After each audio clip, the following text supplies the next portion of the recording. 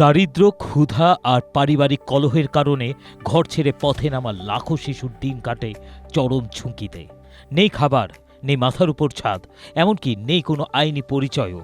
অভিভাবক ও কোনো সম্বল ছাড়া এইসব শিশু রাস্তা, ফুটপাত, সেতুর নিচে, পার্ক, বাস, রেল স্টেশন সহ বিভিন্ন স্থানে অত্যন্ত ঝুঁকিপূর্ণ পরিবেশে বসবাস করে। বেঁচে থাকা ও খাবারের তাগিদে পথশিশুরা এমন কোনো কাজ নেই যা করতে বাধ্য হয় না।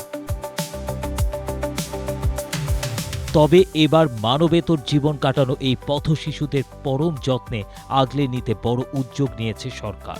দেশের প্রায় ৫ লাখ পথশিশুর ভাগ্য বদলাতে নিজস্ব অর্থায়নে প্রায় ৪২০ কোটি টাকার এক বিশাল প্রকল্প হাতে নিচ্ছে মহিলা ও শিশু বিষয়ক মন্ত্রণালয় এবং বাংলাদেশ শিশু একাডেমি। বলা চলে সরকারই হতে চলছে এই সব পথশিশুর অভিভাবক। দ্য বিজনেস স্ট্যান্ডার্ডের এক প্রতিবেদন অনুযায়ী প্রকল্পের আওতায় পরিবার থেকে বিচ্ছিন্ন ৬,৬০০ শিশুকে পুনরায় পরিবার ও সমাজের সঙ্গে একীভূত করার উদ্যোগ নেওয়া হবে।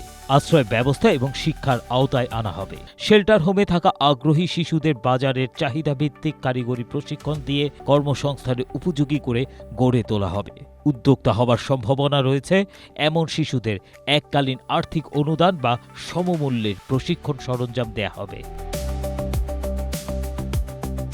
প্রতিবেদনের তথ্য মতে এই প্রকল্পের মাধ্যমে পথশিশুদের স্বাবলম্বী করতে আর্থিক সহায়তা এবং শিশু বা তাদের পরিবারের জন্য শর্ত সাপেক্ষে নগদ সহায়তা দেয়া হবে। কারিগরি প্রশিক্ষণপ্রাপ্ত তরুণদের দেশীয় শিল্প প্রতিষ্ঠানে কর্মসংস্থানের সুযোগ তৈরি করে দেয়া হবে। ১৮ বছর বা তার চেয়ে বেশি বয়সের উপযুক্ত উপকারভোগীদের প্রয়োজনীয় সহায়তা দিয়ে বিদেশে কর্মসংস্থানের ব্যবস্থাও করা হবে।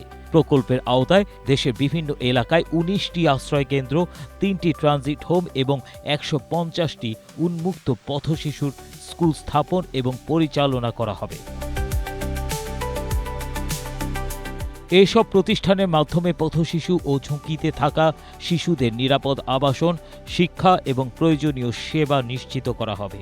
আশ্রয় কেন্দ্র ও উন্মুক্ত স্কুলে থাকা শিশুদের নিয়মিত স্বাস্থ্যসেবা, মানসিক স্বাস্থ্যসেবা এবং প্রয়োজনীয় বিশেষ সেবা দেয়া হবে। প্রকল্পটির পরিকল্পনা অনুযায়ী পথশিশুর প্রকৃত সংখ্যা নির্ধারণে একটি বেসলাইন জরিপ পরিচালনা করা হবে, বায়োমেট্রিক ডাটাবেস তৈরি করা হবে এবং প্রত্যেক শিশুর জন্ম নিবন্ধন নিশ্চিত করা হবে যাতে ভবিষ্যতে তাদের জন্য সমন্বিত সেবা প্রদান করা সহজ হয়।